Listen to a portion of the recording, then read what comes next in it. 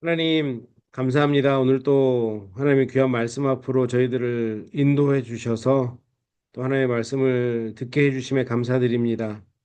오늘도 이 시간 주님께서 친히 주장하여 주시고 주인 되어 주셔서 또 우리 심령 가운데 꼭 필요한 하나님의 음성이 들려질 수 있도록 주님께서 은혜 베풀어 주시고 이 들려진 음성에 순종하는 자리까지 나아갈 수 있는 우리 모두가 될 수 있도록 믿음의 믿음을 허락하여 주시옵소서.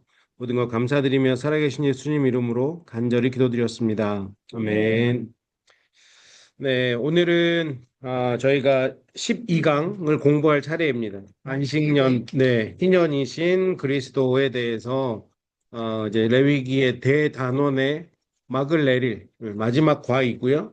저희가 다음 주에 한 번 더 총정리하는 시간으로 만나고 레위기 성경 공부는 마치도록 하겠습니다. 그래서 오늘은 12강, 특별히 레위기 25장에 나오는 희년 제도에 대해서 그리고 이 희년 제도와 관련 있는 고엘에 대해서 함께 말씀을 나눠 보도록 하겠습니다. 어, 지난주까지 저희가 지지난주죠. 지지난주에 이제 7절기를 공부했습니다. 제가 레위기 공부하면서 가장 많이 드렸던 말씀 중에 레위기는 세 가지만 기억하시면 된다.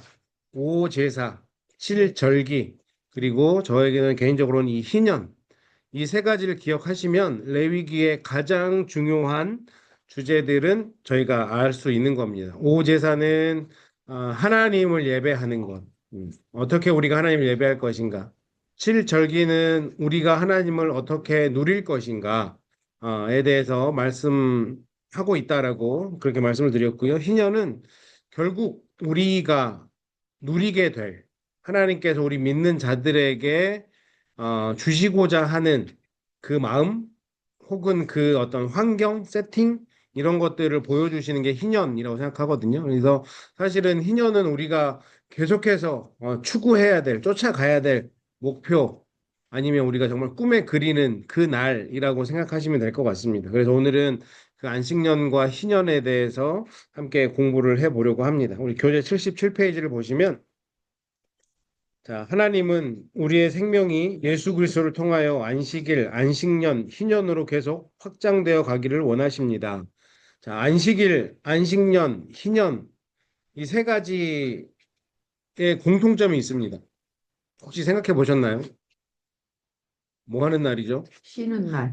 네. 쉬는 날은 정확히 하시네요. 네, 노는 날, 쉬는 날, 노는 해, 안식, 아무것도 안 하는 그 개념이 있는 거죠. 하나님 굉장히 좋은 시스템을 우리에게 주신 거예요. 사람은 하나님을 떠난 후 안식을 잃어버렸습니다. 창세기의 이야기죠. 죄를 짓고 에덴 동산에서 쫓겨난 이후에 사람들에게 안식은 더 이상 존재하지 않았던 거죠. 하나님과 에덴 동산에 있었을 때는 뭐 매일매일 매 순간순간이 안식이었는데 이제 그 안식을 잃어버린 겁니다. 이 땅은 더 이상 사람들을 위한 안식의 장소가 되지 못합니다. 그러나 하나님은 사람이 타락함으로 가시와 엉겅퀴로 뒤덮여 척박해진 이 땅에서 한 나라 이스라엘을 선택하시어 안식을 누리게 하셨습니다.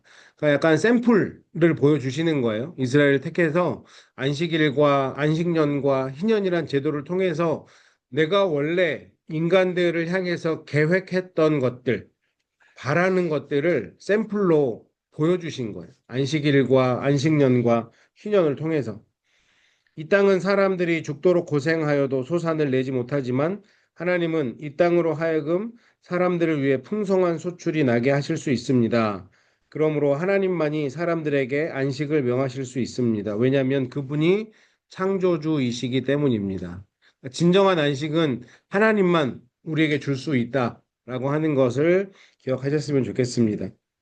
어, 우리가 휴가를 다녀오면서 늘 하는 얘기 있잖아요. 그렇죠?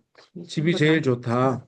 그렇게 많은 돈을 들여서 휴가를 가시는데 결국에는 내 집이 제일 좋더라 라고 하는 것. 이걸 영적으로 우리가 해석해 보면 우리에게 제일 좋은 집은 어딜까요? 하나님 나라죠. 네. 저희는 거기 가야 안식을 누릴 수 있는 거예요. 그러니 이 땅에서는 우리가 여행지 가서 여행지 뭐 너무 설레고 좋죠. 가서 못 보던 것도 안 보던 것도 보는 거 좋은데 힘들잖아요. 여행을 하는 순간에 보면 한 보통 한 3일 넘어가고 5일 넘어가고 일주일 넘어가면 아, 여행도 좋은데 막 쉬고 싶다 이런 생각이 막 저절로 들지 않나요? 그러니까 이 땅은 저희가 여행 온 거잖아요. 어쩌면 이 땅에서 여행하고 있는 거기 때문에 이 땅에서의 삶이 힘든 거는 또 당연한 것 같아요. 그러니까 하나님 나라에 가서 우리는 안식을 누린다라고 하는 그 생각을 우리가 신앙생활 하면서 늘 하셨으면 좋겠습니다. 골로새서 3장 11절 말씀에 어떤 말씀이 있던가요? 거기에는 헬라인이나 유대인이나 할레파나 무할레파나 야만인이나 스구디아인이나 종이나 자유인 모든 민족을 지금 망라했어요. 그러니까 모든 사람을 이렇게 지금 사도 바울이 표현한 거예요. 차별이 있을 수 없나니 오직 그리스도는 만유이시요 만유 안에 계시느니라. 에베소서 4장 6절과 7절 말씀도 하나님도 한 분이시니 곧 만유의 아버지시라. 만유 위에 계시고 만유를 통일하시고 만유 가운데 계시도다. 이 두 구절에서 반복적으로 나오는 단어가 만유라는 단어거든요. 우리가 이유가 뭐죠? 그렇죠. 제가 그걸 설명하려고. 만유가 뭘까요? 존재하는 모든 것. 오, 네, 거의 비슷하게 오셨습니다. 비슷한 단어로는 만물이 있거든요. 만물, 만유. 근데 만물보다 만유가 훨씬 더 넓은 개념이에요. 네, 만물은 그냥 세상의 모든 것, 만유는 온 우주까지 포함하는, 그러니까 모든 것이라고 생각하시면 돼요. 우주에 있는 것까지. 그러니까 지금 골로새서와 에베소서 말씀 중에 계속해서 오직 그리스도는 만유다라고 얘기하고 있고 에베소서에서도 만유의 아버지, 만유 위에 계시고 만유를 통일하시고 만유 가운데 계신다. 이게 뭘 얘기합니까? 하나님과 예수 그리스도가 만유다. 이 세상의 모든 것 되신다라고 지금 이야기를 하고 있는 거예요. 그러니 우리 피조물들에게 안식을 주실 수 있는 분도 만유의 주제가 되시는 하나님밖에 없다라는 것을 이야기하는 거죠. 그 밑에 단락을 보시면 가나안으로 일컬어지는 이 땅은 우리에게 소출이나 안식을 주시는 예수 그리스도를 상징합니다. 자, 가나안은 적어도 이스라엘 백성들에게 어떤 그런 도구로 사용되었냐면 우리가 가야 할 땅, 그렇죠. 젖과 꿀이 흐르는 땅, 그곳에만 가면 우리가 잘 먹고 잘 살 수 있는, 우리가 평안할 수 있는 곳으로 이스라엘 백성들에게 예표가 되었던 건데 결국에는 영적으로 보면 우리에게 소출이나 안식을 주시는 예수 그리스도를 상징한다라고 볼 수 있는 거죠. 그리스도가 우리의 땅이 되시고 우리의 기업이 되시고 우리의 만유가 되신다라고 하는 것. 레위기 25장은 진정한 우리의 기업, 안식일, 안식년, 희년, 이 기업은 예수 그리스도이심을 예표적으로 선포합니다. 그분 안에 우리가 잃어버린 하늘의 기업이 숨겨져 있기 때문입니다. 결국 음, 오늘 새벽 말씀과도 연결이 되는 것 같은데 그리스도가 전부이기 때문에 우리가 더 집중해야 될 것은 그리스도인 거죠. 우리가 추구해야 될 것은 그리스도인 것입니다. 다른 그 어떤 것. 그러니까 지금 여기 골로새서 말씀도 나와 있지만 오늘 아침에 제가 설교를 하면서 그 골로새 교회 안에 들어왔던 잘못된 사조들에 대해서 말씀드렸잖아요. 그리스도의 철학을 더하고 그리스도의 율법을 더하고 또 그리스도의 어떤 신비한 체험 같은 것 이런 것들을 더하면서 그게 참 신앙인 것처럼 뭐 사람들은 또 세상은 유혹하는데 그게 아니라 우리가 그리스도인으로서 크리스천으로서 우리가 진정으로 집중해야 될 것은 더 그리스도 앞에 나아가면 되는 거예요. 더 그리스도를 붙잡으면 되는 겁니다. 왜냐하면 그분이 만유의 주제가 되시니까. 그래서 그리스도 안에 나아가면 그 안에 안식이 있는 거죠. 그런데 그 안식이라고 하는 것 오늘 강의의 주제가 됐는데 결국 하나님이 우리에게 주시고자 하는 것. 하나님이 우리를 창조하셨고 그 창조의 목적 중에 중요한 목적이 저는 이 안식이라고 하는 것. 안식이라고 저는 생각을 합니다. 왜 그렇게 생각하는지 계속해서 말씀을 드리도록 할게요. 안식일 우리가 지금 이제 안식일에 대해서 얘기하고 있는데 안식일 첫 번째로 하나님을 더 깊이 경험하는 은혜 과정이 안식일이다. 이 안식일은 그냥 너 쉬어. 무조건 쉬는 게 아니고 이 안식일을 통해서 하나님을 더 깊이 알아가는 일들이 있게 하기 위해서 안식일을 우리에게 주셨다라고 하는 거예요. 그런데 잘 생각해 보면 우리에게 진짜 안식은 하나님을 알고 그 하나님을 누리는 게 안식인 거예요. 그냥 내가 아무것도 안 하고 집에 누워 있는 게 안식이 아니고요.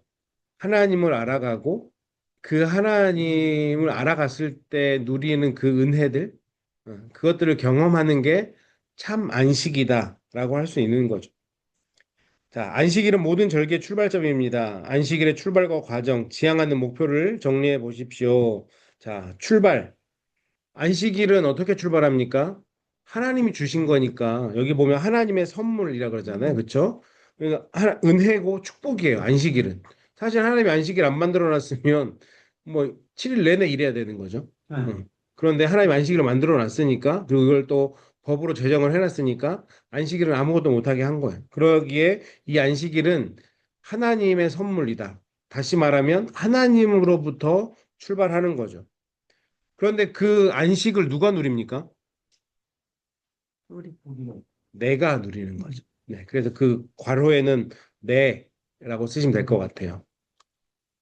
안식일의 은혜는 하나님이 만들어 놓으셨는데 누리는 건 내가 누려요. 이게 참 은혜죠. 그리고 특별히 그 안식일의 과정 속에서 해방과 자유, 풍요를 경험하게 된다라고 하는 건 우리가 희년으로 넘어가면서 또 얘기 나누겠습니다. 그 하나님의 은혜를 누리는 거예요. 그런데 그 은혜가 해방과 자유가 있는 또 풍요함이 있는 그 은혜다라고 하는 거고요. 그러면 이 안식일을 통해서 지향하는 목표가 뭐냐? 내가 누린 나의 안식이 누구에게요? 가족. 그렇죠. 가족. 또 넘죠. 아들과 딸과 남종, 여종, 심지어 뭐 객과 과부와 고아까지 다 흘러가잖아요. 이 말을 다른 말로 하면 크게 보면 나를 뺀 다른 이웃이 될 수 있는 거죠. 자, 그러면 이제 안식일을 전체적으로 보면 출발은 하나님이고요. 과정에는 내가 있고요. 그 목표는 누굽니까? 이웃이에요. 자, 그러면 내가 안식일에 누리는, 이 안식을 하며 누리는 이 은혜가 결국에는 어디까지 가야 돼요? 이웃까지 가야 되는 거예요. 하나님은 나만 잘 먹고 잘 살기를 원하는 게 아니고 함께 이 하나님의 은혜와 안식을 누리기를 원한다라고 하는 거예요. 그런데 이 은혜와 안식이 내게 아니에요. 누가 주셨습니까? 하나님이 주셨어요. 우리는 그런 의미에서 그냥 딜리버리맨인 거죠. 딜리버리만 하면 돼요. 내 걸 주는 게 아니거든요. 하나님이 주신 것을 그리고 내가 경험했던 것을 그대로 주면 돼. 네. 이웃에게. 네. 네. 아들, 딸에서 그치면 안 되고 남종, 여종, 네. 고아와 객과 과부 뭐 어려운 사람들 다 이런 사람들에게 흘러가게 해야 된다라고 하는 것. 네.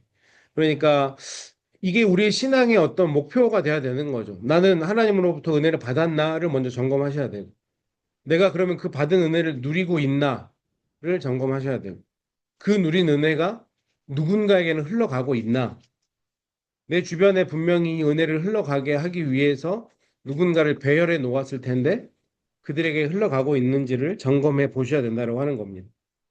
77페이지 맨 마지막 줄에 보시면 하나님께서는 인간이 살 수 있는 모든 조건을 먼저 준비하신 후 사람을 창조하셨습니다. 사람은 창조되자마자 바로 안식일에 들어갔고 이를 창조의 안식이라고 할 수 있습니다. 뭐 제가 몇 차례 말씀드렸던 것 같아요. 어, 아담이 태어나자마자 창조하자마자 하나님과 했던 게 안식을 누리는 거였어요. 하나님이 창조하자마자 일 시키지 않았거든요. 경작하라고 하지 않으셨거든요. 내가 너를 위해서 창조해낸 모든 것들을 봐라 라고 하면서 눈 뜨자마자 안식일이었어요. 또한 예수 그리스도께서 죄인된 인간을 구원하시기 위해 모든 필요를 채우시고 은혜의 영역으로 우리를 초청하신 것을 구속의 안식이라고 한다. 그러니까 하나님과 예수님이 하신 일이 같은 거죠. 모든 어려운 일은 본인이 다 담당하셨어요. 그리고 우리들에게는 안식을 누리게 하고 은혜를 누리게 하신 거예요. 우리가 창조되고 구원받는 과정 속에서 내가 한 일은 하나도 없는 거예요. 이것이 우리는 지금까지 은혜라고 하는 단어를 많이 써왔는데 오늘 레위기 말씀을 통해서 보면 안식이라는 말로 대체할 수도 있는 거죠. 그래서 하나님은 창조의 안식을 우리에게 주신 거고 예수 그리스도는 구원의 안식을 우리에게 주신 거예요. 이 창조의 안식과 구원의 안식을 통해서 우리가 반드시 생각해야 되는 건 뭐냐면 내가 한 게 아무것도 없다. 내가 한 게 아무것도 없다. 내가 한 게 아무것도 없으니 우리의 반응이 어때야 되죠? 네, 감사해야 되고 고마워해야 되고 찬양해야 되고 영광 올려드려야 되는 거예요. 그래서 우리 사람들이 해야 되는 일이 하나님을 예배하고 찬양하는 일이 우리가 마땅히 해야 되는 일인 거죠. 창조와 구원이라고 하는 것보다 더 큰 선물은 우리 인생에 없거든요. 이거를 공짜로 누렸으니 얼마나 많이 감사해야겠습니까? 사람은 은혜로 하나님을 만날 수 있고 그리스도께서 이루신 구속의 복들은 믿음으로 누립니다. 자, 은혜로 하나님을 만나는 거예요. 우리가 출애굽기 공부하면서 출애굽기 1장부터 11장까지 은혜라고 했을 때 화살표가 밑으로 내려왔잖아요. 그렇죠? 하나님 우리를 찾아오신 것. 이것이 은혜라고 했는데 예수님께서 이루신 구속의 복들은 믿음으로 누리는 거예요. 그 은혜에 반응하는 것. 출애굽기 생각나시죠? 그 다음에는 우리가 성화되는 과정 속에서는 믿음에 반응하고 화살표가 위로 올라갔던 거죠. 근데 그 은혜에 우리가 반응하는 것이 결국 구속의 복을 우리가 누리는 거거든요. 그러니까 안식일이라고 하는 것은 사람이 하나님을 누리며 찾아가는 첫 출발이다. 근데 우리 개신교인들에게 안식일은 이제 주일이죠. 우리 한 주간의 출발이 주일이잖아요. 그렇죠? 그러니까 이 주일을 누리면서 하나님을 누리고 찾아가는 날, 그걸 점검하는 날인 거예요. 엄밀히 보면 나는 지난 한 주간 하나님께서 주신 이 안식을 잘 누리며 전하며 살아왔는가 되돌아보고 나는 또 이번 한 주간도 하나님 주신 안식을 누리고 또 전하며 살아가기를 다짐하는 날이 주일인 것이고 사실은 매일매일 우리가 안식일처럼 살아야 되는 거죠. 왜냐하면 우리가 결국은 매일매일 안식일을 살 거니까. 자, 두 번째, 이 안식일의 규례. 안식일을 지키는 방법은 무엇입니까? 첫 번째, 쉬고 뭐 하지 말라? 일하지 말라. 두 번째, 하나님이 수고하여 주신 모든 은혜를 누리라. 공부를 많이 오셨네요, 김홍준 권사님. 정답을 계속 맞추고 계세요. 세 번째, 창조주를 기억하라. 일곱째 날을 거룩하게 하였으니 그분께로 뭐 시켜야 될까요? 구별시키라. 네, 구별시키라. 마지막으로 내가 받은 은혜를 가족, 종, 가축, 집에 찾아온 손님까지도 누릴 수 있도록 흘려보내라. 자, 첫 번째가 쉬고 일하지 말라 그랬어요. 이 왜 쉬라고 하는지 일하지 말라고 하는지 제가 여러 차례 말씀드린 걸로 저는 기억을 하는데 왜 아무것도 하지 말라 그랬을까요? 아무것도 하지 말라는 뜻은 다른 말로 하면 푹 쉬라는 거예요. 그렇죠. 집중하는 거예요. 네, 하나님께 더 집중하라는 거예요. 아무것도 하지 말고 나 쳐다볼 수 있겠니? 라고 하는 나를 하나님이 구별해 놓은 거예요. 네. 그 구별한 게 2번에서 하나님이 수고해 주신 모든 은혜를 누리는 거죠. 그리고 창조주를 기억하라. 아무것도 안 하면서 내가 받은 은혜까지도 기억하면서 정말 하나님이 나를 위해 이런 일을 하셨구나 라는 걸 기억하라는 거예요. 그리고 은혜를 흘려보내라. 그래서 이 안식의 개념에서 우리가 반드시 생각해야 되는 거는 누려야 되고요. 기억해야 되고요. 흘려보내야 돼요. 하나님 주신 걸 누리셔야 돼요. 그러니까 뭐 은혜 받고 일하셔야 되는 거예요. 제가 나중에 창세기 에덴 동산 말씀을 가지고 한번 설교할 계획이 있는데 하나님은 우리가 은혜 받고 일하기를 원하세요. 그냥 하나님은 일 시키시는 분 아니거든요. 그랬으면 아담을 창조하시자마자 일을 시키셨을 텐데 안식을 누리게 하라고 하는 거는 은혜 받고 그 은혜에 반응하라는 거거든요. 우리의 믿음은 반응이잖아요. 그래서 우리 안식을 우리가 정말 제대로 누리기 위해서는 먼저 누리고 기억하고 흘려보내야 된다. 이 세 가지가 정말 안식을 누리는 사람의 모습이다. 이것을 기억하셨으면 좋겠습니다. 그 밑에 보시면 여기는 뭐, 네, 하나님이 준비하신 은혜를 내가 누리고 그 은혜가 나를 통하여 가족과 이웃들에게 흘러가서 이것이 결국에는 이런 시스템, 이런 구조가 돌아가게 될 때 회복이 일어난다라고 하는 거죠. 이러한 구조가 타락한 세상을 구원하시는 하나님의 구속의 과정 혹은 구속의 원리인 거예요. 어떤 사람이 하나님의 은혜를 경험하고 누리고 아, 이것이 하나님이 하셨구나라고 기억하고 이것을 흘려보냈을 때 구속사는 계속해서 진행이 되는 거죠. 그래서 복음의 최소 반경은 개인이 아니라 가정이어야 됩니다. 그리고 전도나 선교는 이런 영적 통치의 영역을 점점 넓혀가는 구체적인 사건입니다. 그래서 우리 가족만 다 믿는 게 아니라 이제 우리 가족이 아닌 사람들한테까지도 이 놀라운 복음을 기쁜 소식을 알려야 되는 거죠. 이게 전도고 이게 선교라고 하는 겁니다. 그러기 위해서 이 질문을 반드시 해보셔야죠. 나에게 쉼과 공급이 있습니까? 나에게 이 안식일이 있습니까? 여기서 얘기하는 안식은 성경에서 안식 개념이니까 그럼 나는 안식교로 가야지 하면 큰일 나는 겁니다. 이 안식. 네, 네, 네. 하나님 주시는 이 안식을 나는 누리고 있습니까? 이 안식을 누리기 위해서 우리가 해야 되는 게 있는데 그 은혜를 받는 구별된 공간, 그 은혜를 누리는 구별된 시간이 있습니까? 뭔가 세팅을 해놔야 이게 더 확실히 우리한테 오는 거잖아요. 이 안식을 누리기 위해서 하나님이 일하지도 말라고 하신 거거든요. 그러면 나는 이 안식을 누릴 수 있는 세팅은 무엇이 있습니까?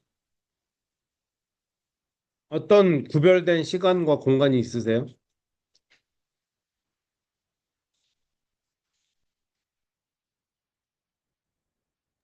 교회. 기도? 새벽 기도. 아, 좋습니다. 그렇죠. 은혜 받고 하루를 시작하는 거예요. 네.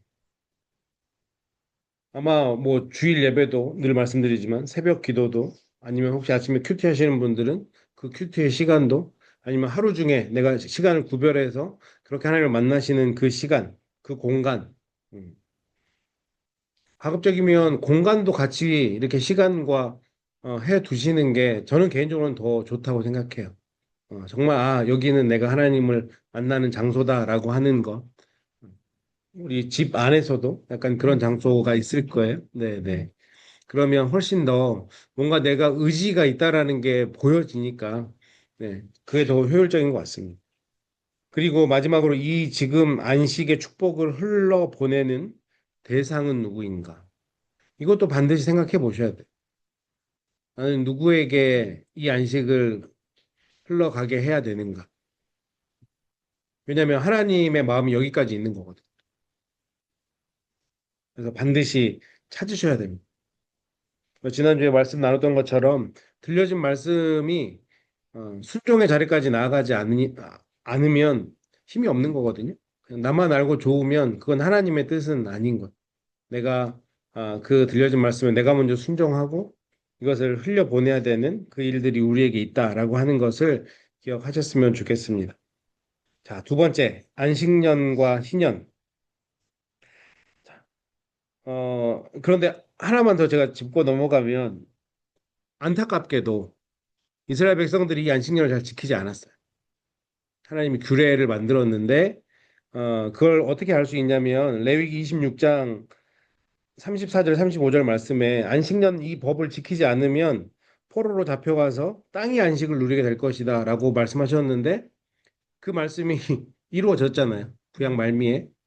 그래서 이것들을 토대로 이스라엘 백성들이 안식년을 잘 지키지 않았구나라고 하는 것을 짐작해 볼 수 있을 것 같아요. 결국 바벨론 포로 70년 기간 동안 어, 땅이 사실은 휴경이 됐던 거거든요.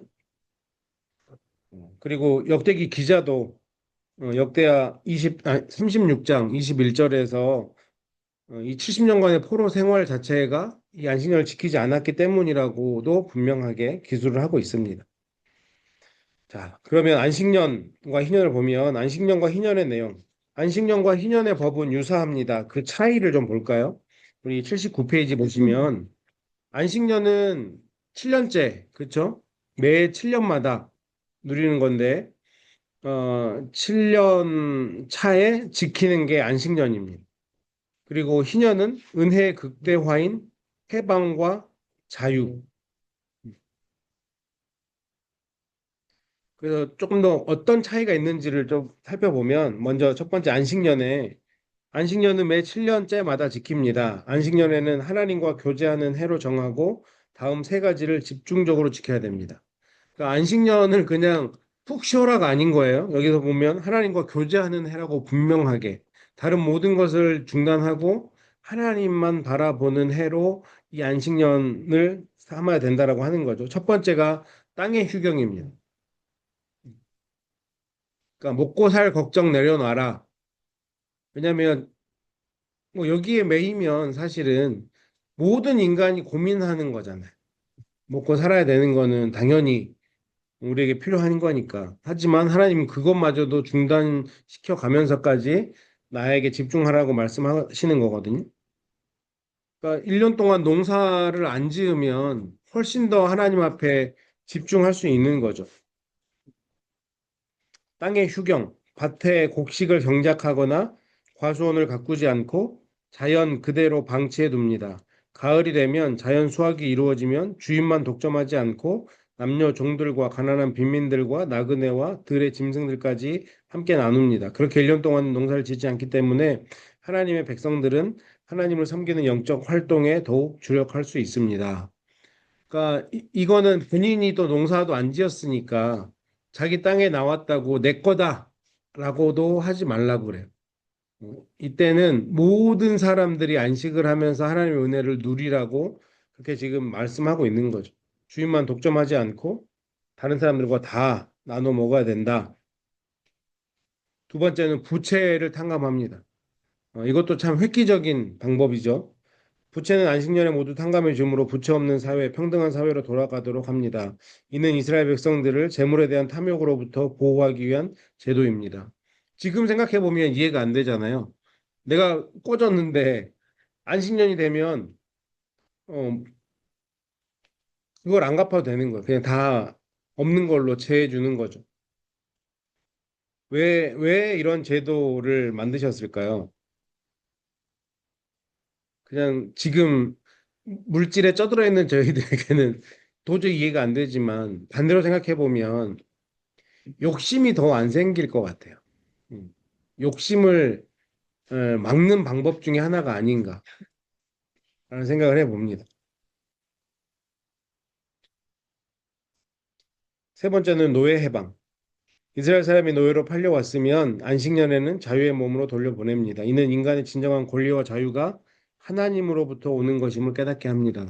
뭔가 개인의 사정 때문에 뭐 팔려왔던지 어떻게 됐던지 노예로 잡혀왔는데 그 사람이 7년째에 다시 자유를 주는 것을 통해서 이 노예가 비록 뭐 내가 돈을 내서 샀을 수 있지만 이 노예에 대한 권리는 하나님께 있다라고 인정하는 거죠. 그러니까 사실은 이 종을 거느린 주인들, 이 주인들이 하나님의 대행자가 되는 거죠. 결국에는 네, 하나님 법에 의해서 이 사람들에게 자유와 해방을 주는 거잖아요. 그러니까 원래는 하나님이 주시는 거지만 하나님의 대행자의 역할을 하면서 오히려 내가 내 돈 내고 노예를 샀는데 이 사람들을 풀어주는 게 억울한 게 아니라 내가 하나님 일에 동참하는구나 라고 하는 것들을 누리게 하는 거죠. 그리고 종들은 하나님이 계시는구나를 당연히 느낄 수밖에 없겠죠. 비참한 인생을 평생 살아가야 될 줄 알았는데 안식년에는 자기가 다시 자유를 누리게 되는 거. 이 안식은 결국 이 땅에서뿐만 아니라 죽음 이후의 내세 곧 영생의 평안으로 연결되어 안식일에서 안식년으로 다시 희년으로 생명의 확장을 경험하게 됩니다. 이 안식년이 7번 지나고 나서 50년째가 되는 해를 희년이라고 얘기를 합니다. 희년과 안식년은 거의 비슷한데요. 조금 다른 게 있다면 이 희년에는 완전 리셋되는 거야. 디폴트 상태로 가는 겁니다. 그러니까 원래 있던 자기 자리로 돌아가야 돼요.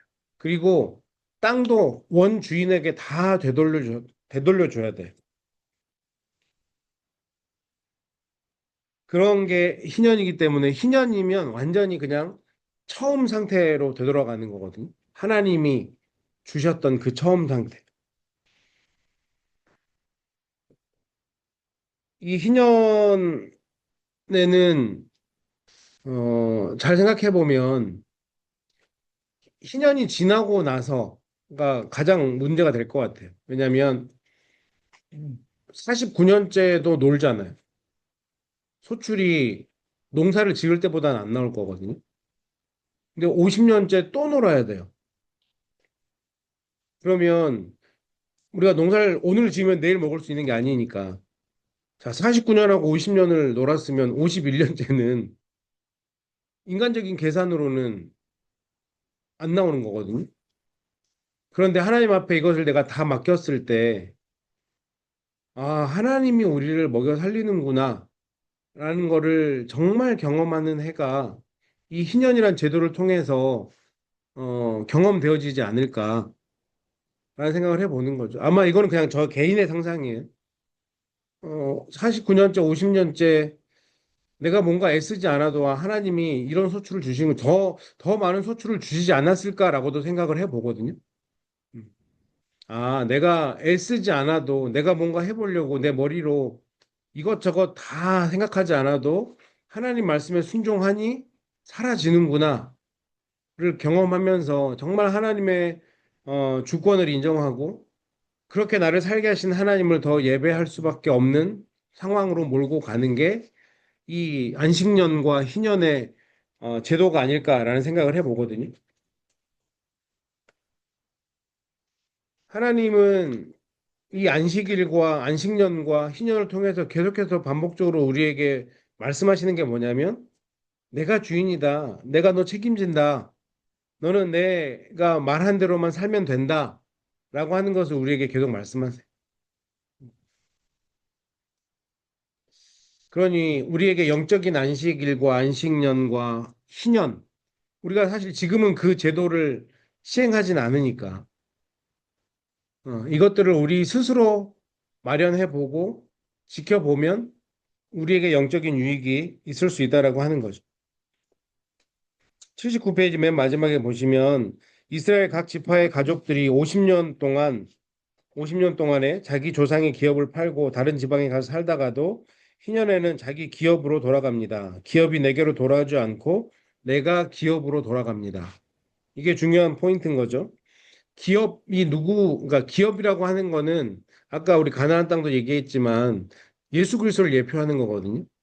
그러니까 우리가 그리스도께로 돌아가는 거예요. 복음의 출발은 그리스도가 내게로 오는 것이었다면 복음의 성숙은 우리가 기업 되시는 그리스도께로 가는 것.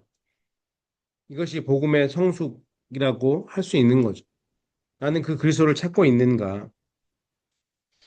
그래서 그냥 뭐 아주 간단한 정의로 해보자면 제가 생각할 때 안식년이 뭔가 내가 멈출 줄 아는 신앙이다라고 한다라면 이 희년은 되돌릴 줄 아는 신앙이지 않을까라고 제 개인적으로는 그렇게 생각을 해봤습니다.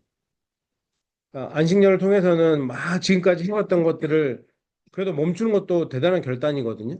그냥 스탑하는 거. 그리고 희년은 내 모든 권리를 다 포기하고 되돌리는 거예요. 하나님께서 처음 해놨던 그 상태로. 그러니까 멈출 줄 아는 신앙보다는 더 한 단계 성숙한 신앙이지 않을까. 되돌릴 줄 아는 신앙.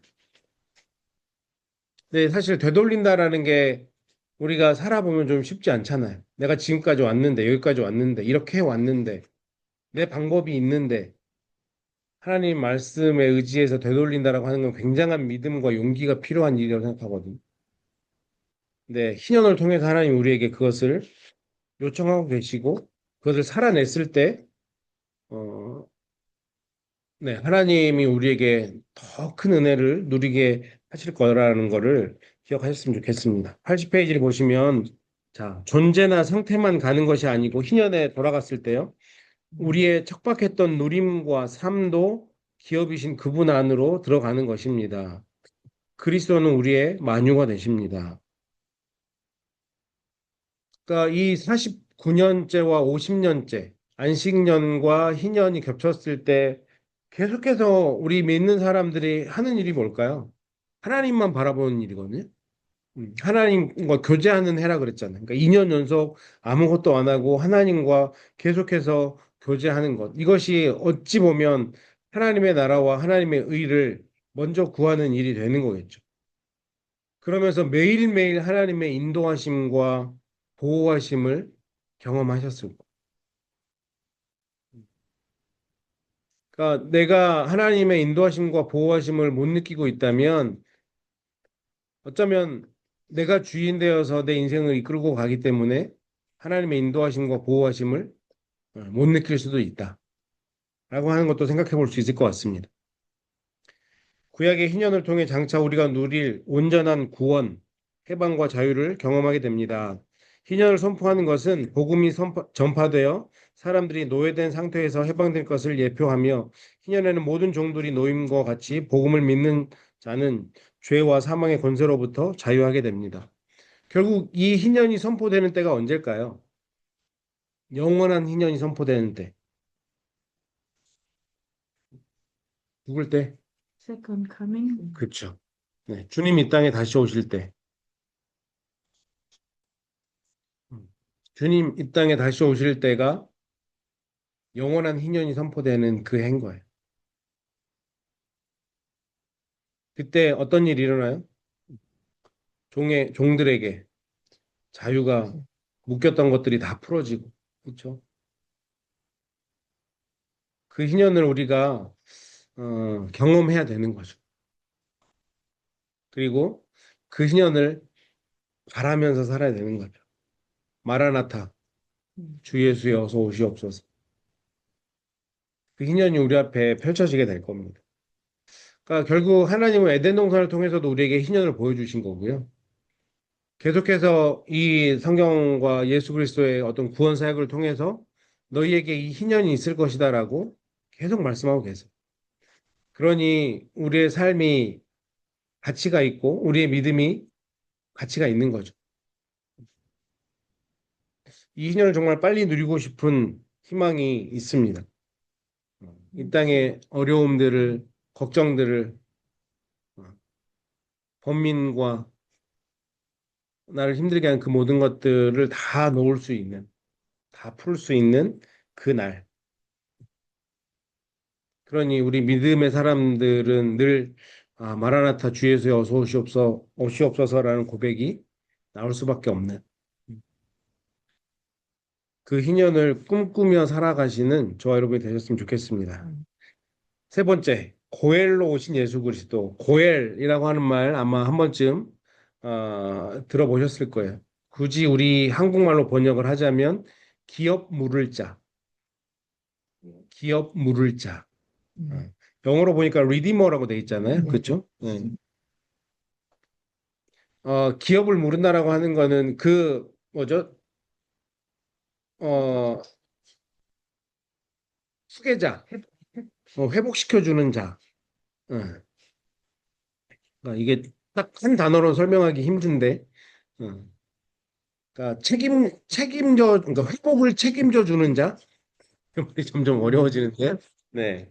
아무튼 나에게 좋게 해주는 사람입니다. 나를 편하게 해주는 사람이고, 그러니까 이 고엘이 어떤 일을 하는 사람이냐면, 자, 희년이 오기 전에 희년이 오면 다 해결되니까 좋은데 희년이 오기 전에 기업 무르기를 통해 친족의 기업을 회복시켜주는 사람을 고엘이라고 합니다.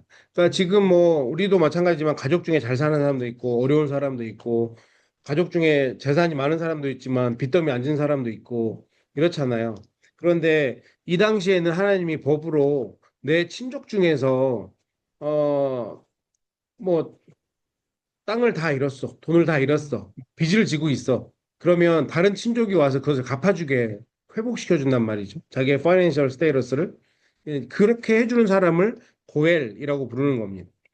인류의 범죄로 인해 완전히 상실한 하나님 나라의 기업을 회복시킨 온전한 우리의 고엘은 누구입니까? 결국에 이 일을 하시는 이는 예수 그리스도인 거잖아요. 응. 희년이 오기 전에 우리가 그리스도 안에서 희년을 미리 맛보는 것은 우리의 고엘 되신 그리스도께서 우리를 위해 기업 모르기를 이미하셨기 때문입니다. 구약에서 예수 그리스도를 고엘이란 제도를 통해서 예표하고 있는데 이 고엘이 해야 되는 일이 뭐냐면 거의 5가지가 나오죠.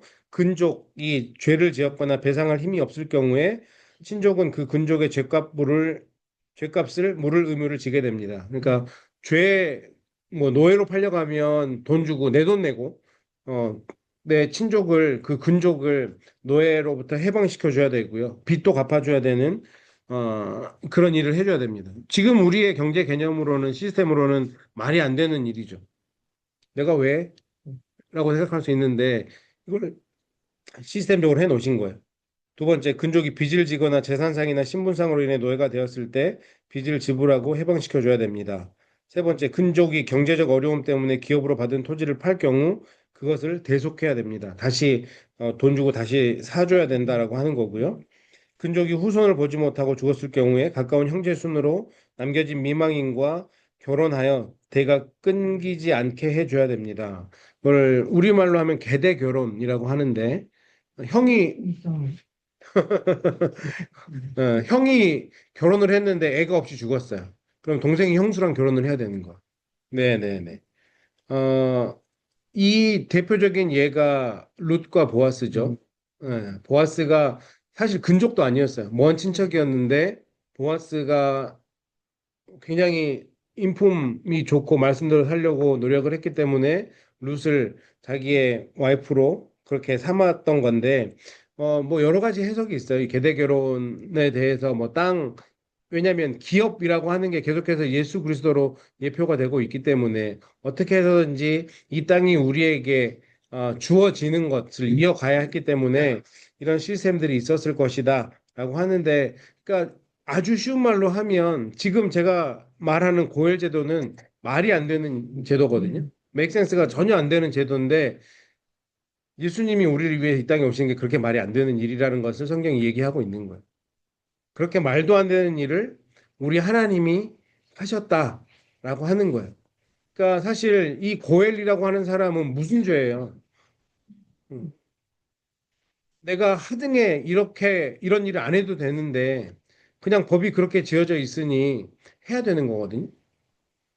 그러면 결국 여기서 이익을 보는 사람은 누굽니까? 내가 잘못해서 내 재산을 탕진한 사람이거나 뭔가 내 실수로 내가 노예가 되었던 사람이거나 아무 그럴 은혜를 받을 만한 자격이 없는 사람들이 은혜를 받는 거예요. 이게 너무 우리의 모습 아닌가요?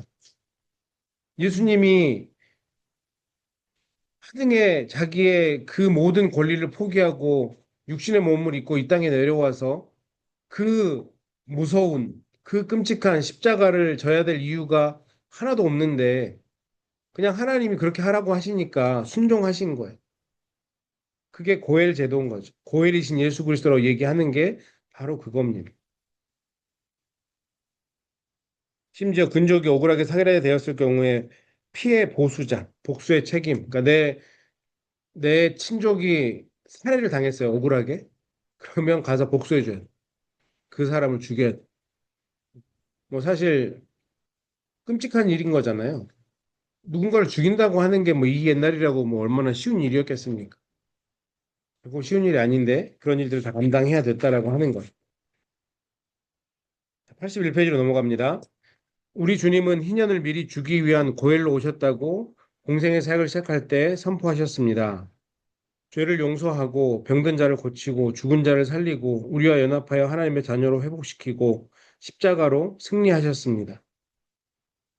주님이 우리 죄를 용서해 줄 이유도 없고요. 병든 자를 고쳐주지 않으셔도 되고요. 죽은 자를 살려주지 않으셔도 돼요. 굳이 우리 같은 죄인들과 연합할 필요도 없어요. 그런데 십자가를 지셨습니다. 내가 이 일을 하러 왔다라고 분명하게 말씀하셨잖아요. 그리고 결국 부활과 승천하셔서 우리가 잃어버린 기업을 회복하게 하신 거죠. 우리가 잃어버린 기업이 뭐죠? 하나님 나라죠. 에덴 동산이잖아요. 그 땅을 그분이 죽고 부활하고 승천하심으로 우리에게 그 땅을 다시 얻게 한 거예요.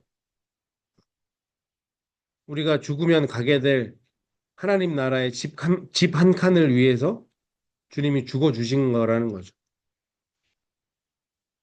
누가 이 비싼 LA에서 나에게 공짜로 집을 준다고 하면 기분이 어떠실 것 같으십니까? 너무 좋을 것 같죠? 네, 뭐, 근데 동네도 너무 좋은 동네야. 응. 저기 뭐 뉴폴트나 라구나나 바다가 너무 멋지게 보이는 그런 전망 좋은 음, 40밀리언, 80밀리언 다 그런 거야. 그러면 너무 감사한 일이죠. 근데 우리 주님이 그것을 우리를 위해서 해 주셨다라고 하는 겁니다. 자, 그 밑에 보시면 예수 그리스도는 이 땅 타락한 인류를 위한 유일한 복음이십니다. 우리에게 회복을 주실 수 있는 유일한 분이 예수 그리스도이고, 그러니 이 예수 그리스도는 우리에게 기쁜 소식이 될 수밖에 없는 거죠. 나의 신앙의 목표는 천당입니까? 하나님 나라입니까? 안식일 6월절 수준입니까? 안식년 희년의 수준입니까? 결국 우리의 목표는 이 영원한 희년, 하나님이 우리에게 주시겠다고 약속한 이 희년의 복음을 깨닫고 그 희년을 기다리며 믿음으로 사는 거죠. 그리고 희년이신 그리스도, 고엘이신 그리스도를 사람들에게 전달하는 영광스러운 일을 하고 계십니까? 이 사실이 우리에게 공짜잖아요. 음. 그러면 공짜니까 나만 가지면 안 되고 누군가에게 전할 수 있어야 되는 거예요. 하나님 그걸 우리에게 원하고 계시는 거죠. 나는 이 희년의 복음을 전하며 살아가고 있는가? 자, 이제 레위기 전체를 우리가 이제 다음 주에는 다시 한번 공부하게 될 거고요. 마지막 구속사적 관점의 신앙 성숙. 그러니까 계속해서 우리가 하나님은 신앙의 성숙을 이루어가길 원하시는데 절기를 누림으로 보여지는 신앙의 성장. 그래서 우리가 이 레위기 하반부에 7가지 절기. 어떻게 우리가 계속해서 성장해 나가기를 원하시는가. 그래서 여기 구속사적 관점에서 절기들을 정리하여 우리의 신앙이 성장하는 단계들을 설명해 보십시오. 그래서 절기를 통해서 누리는 그리스도의 분량, 안식과 구속의 의미를 상기시키고 누리게 하신 하나님은 절기를 통해 하나님의 갈망에 사람이 도달하길 원하십니다. 자, 첫 번째, 매 주간마다 하나님의 창조와 구속의 축복을 누린다. 이거는 안식일입니다. 안식일, 그쵸? 매 주간마다 하나님의 창조와 구속의 축복을 누리는 것을 점검하는 것. 두 번째, 죄와 그 형벌에 대해서 용서를 받는다. 유월절, 네, 구원 사건이죠. 우리 구원 사건. 그러기에 유월절. 자, 누룩을 버리고 무교병이신 그리스도를 먹음으로 새로운 신분에 걸맞는 새로운 삶을 시작한다. 무교절. 그리스도의 생명으로 거듭나고 내가 아닌 그리스도의 삶, 열매가 드러나기 시작한다. 초실절. 첫 번째 열매가 드러나기 시작하는 그 초실절. 열매를 수확한다. 구약의 말씀, 신약의 성령, 확산이라고 제가 설명을 많이 해드렸는데 초실절 다음에 온 절기가 뭐죠? 오순절. 자, 복음의 나팔, 간증, 찬양의 나팔을 불어서 사람들을 모은다. 나팔절. 주께로 돌이켜 주의 백성으로 은혜를 받게 한다. 아니, 그게 순서대로 나가고 있으니까 속죄일. 네, 속죄일. 대속죄일이라고 해도 되고요. 속죄일이라고 하셔도 됩니다. 가정적으로, 교회적으로 스피릿을 전달한다. 그리고 섬긴다. 나눔의 삶을 산다. 마지막에 있는 절기죠. 장막절. 그 장막 안에 장막 안에 다 사람들이 텐트 안에 들어와서 하나님이 하실 일들을 나누는 절기가 장막절이라 그랬잖아요. 그리고 안식, 죄사함, 노예된 상태에서 해방, 오늘 뱀은 안식년이고요. 기업이신 그리스도로 돌아가 생명과 풍요를 경험한다. 신년. 자, 안식일에서부터 구원받고 그리고 나서 우리가 새로운 신분에 맞는 걸맞는 삶을 살아가고 그렇게 삶을 살아갈 때 열매가 맺혀지기 시작하고 그 열매가 하나 두 개 생겨나기 시작하더니 풍성하게 생겨나고 그런 삶을 우리가 경험하면서 복음의 나팔을 불기 시작하고 그러면서 하나님의 구속의 사역을 다시 한번 경험하고 그리고 이 모든 일들을 이루신 그 하나님을 전하며 살아가고 그리고 이 안식을 누리고 결국엔 이 안식을 누리는 그 일들을 통해서 결국에는 영원히 이 안식을 누리는 희년을 경험하게 되는. 그래서 이게 보면 성장해 나가는 점진적으로 나아가는 단계로 그림으로 보여지시면 아 하나님이 이것을 우리에게 누리게 하시는구나. 그러면 우리 출애굽기 성막 공부했던 것처럼 나는 지금 이 일곱 절기와 희년, 안식년, 희년의 복음 사이에서 나는 지금 어디에 와 있는가? 뭐 희년의 복음을 누리고 계신 분도 계실 거고요. 안식년의 은혜를 누리고 계신 분도 있을 거고, 장막절을 지내는 분도 계실 거고, 초실절을 지내는 분도 계실 거고, 우리는 당연히 이 6월절은 다 통과하신 분들이기 때문에 무교절과 초실절과 오순절과 나팔절과 대속죄일과 장막절, 안식년, 희년 이런 것들을 우리가 앞으로 계속해서 나아가기를 원하시는 그 하나님의 마음 그리고 이것을 그냥 숙제처럼 하는 게 아니라 결국에는 누리는 것 하나님 이걸 우리에게 이미 다 주신 거거든요. 그러면 이걸 누리시면 되는 거, 살아내시면 되는 거. 그러면 우리 삶이 더 복되고 은혜가 넘치고 날마다 감사가 넘칠 수밖에 없으실 겁니다. 그렇게 우리가 레위기를 통해서 진짜 이 예배하고 은혜를 누리며 살아가는 이 모습이 우리에게 있기를 하나님이 원하신다라고 하는 걸 기억하셨으면 좋겠고요. 마지막 82페이지에 보시면 하나님은 그리스도를 통하여 우리가 잃어버린 하늘에 속한 모든 신령한 복을 다 누리는 자녀로 세워지기를 원하십니다. 그리스도는 우리를 향한 하나님의 희년의 약속입니다. 약속이죠. 하나님은 약속을 반드시 지키시는 분입니다. 이 희년은 우리가 반드시 누리게 될 것입니다. 우리는 우리가 경험한 그리스도만큼 하나님의 축복을 누릴 수 있으므로 계속 성장해야 합니다. 안식이 있고 절기가 있는 성장하는 인생, 안식년과 희년으로 그리스도를 풍성하게 누리는 복된 인생이 되어야 됩니다. 하나님은 우리가 6월절만 넘어서 그냥 거기에 안주하고 있는 그런 인생이 아니라 안식년과 희년을 마음껏 누리는 인생이 되기를 원하고 계시는 거거든요. 그러니 나는 믿는 자로서 얼마나 이 하나님의 은혜를 누리며 살아가고 있는가. 또 내가 누리게 될 하나님의 은혜는 어떤 은혜인가를 늘 알고 인지하고 살아가야 된다라고 하는 거죠. 저희가 거의 1년에 가까운 시간 동안 출애굽기와 레위기를 공부했는데 출애굽기는 제가 하드웨어라고 했다면 레위기는 소프트웨어라고 말씀드렸거든요. 출애굽기를 통해서 우리가 하나님의 백성으로 만들어졌다면 그 하나님의 백성으로 살아갈 소프트웨어를 이 레위기를 통해서 우리가 얻는 것. 하나님을 예배하고 하나님이 주신 은혜를 누리고 이게 우리가 하나님 백성으로 살아가는 소프트웨어 이 가장 두 가지 중요한 축이라고 생각하거든요. 나는 정말 하나님을 예배하고 있고 하나님의 은혜를 누리고 있는가? 내가 누리지 못하면 어떻게 전하겠어요? 내가 이것을 맛을 봐야 알죠. 응.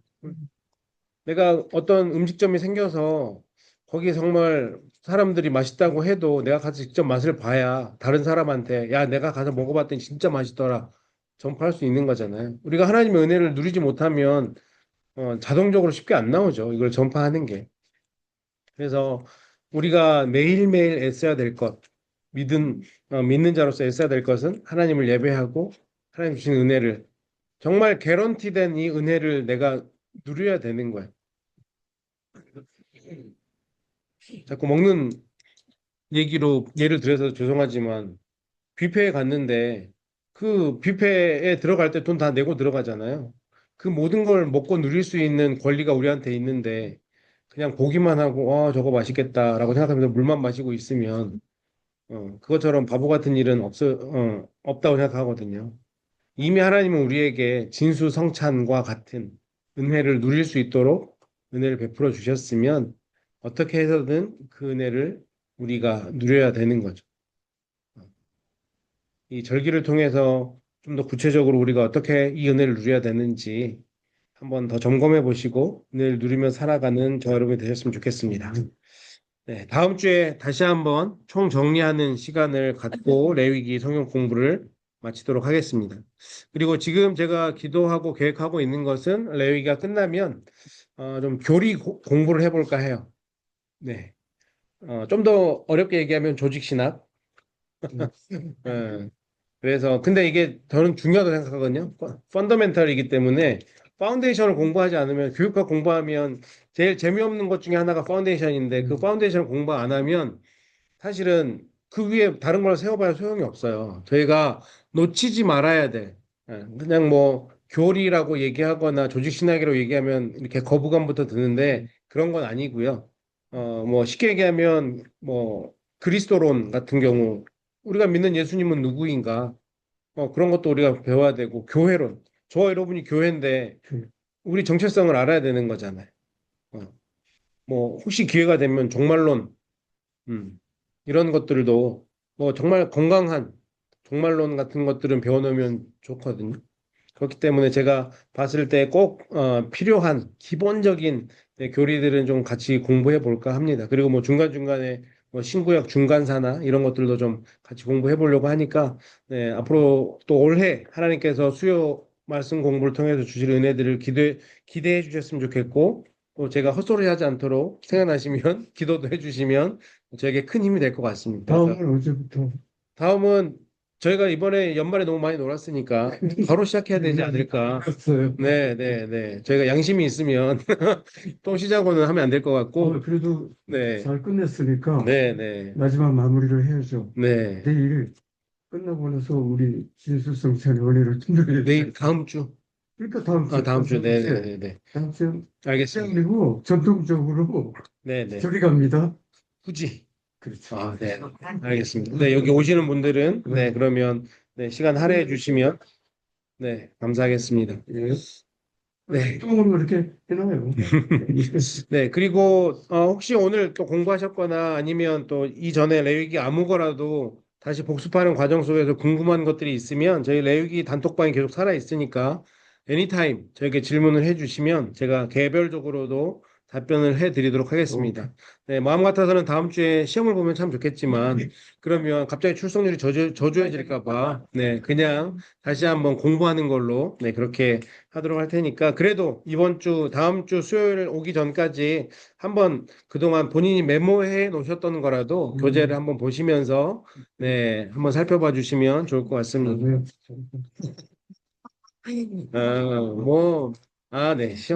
시험 들지 않게 하겠습니다. 지금 네, 네 목사가 우리 성도님들을 시험 들게 하면 안 되니까 그러니까 네 오케이 네 제가 기도하고 마치도록 하겠습니다. 하나님 감사합니다.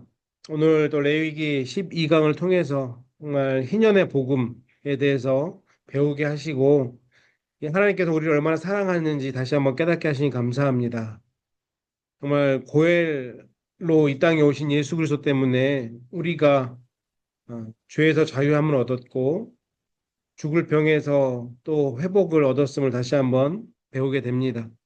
또 그리고 우리에게 그 희년의 복음이 앞으로 예비되어 있음을 믿고 나아가오니 하나님 우리가 하나님 주신 이 은혜들을 날마다 누릴 수 있도록 인도하여 주시고 또 나만 누리는 것이 아니라 주변 누군가에게 그 은혜들을 전하며 살아가는 주님의 귀한 권속될 수 있도록 도우시고 역사하여 주시옵소서. 아멘. 모든 것 감사드리며 살아계신 예수님 이름으로 간절히 기도드렸습니다. 아멘. 감사합니다. 수고하셨습니다. 수고하셨습니다. 네.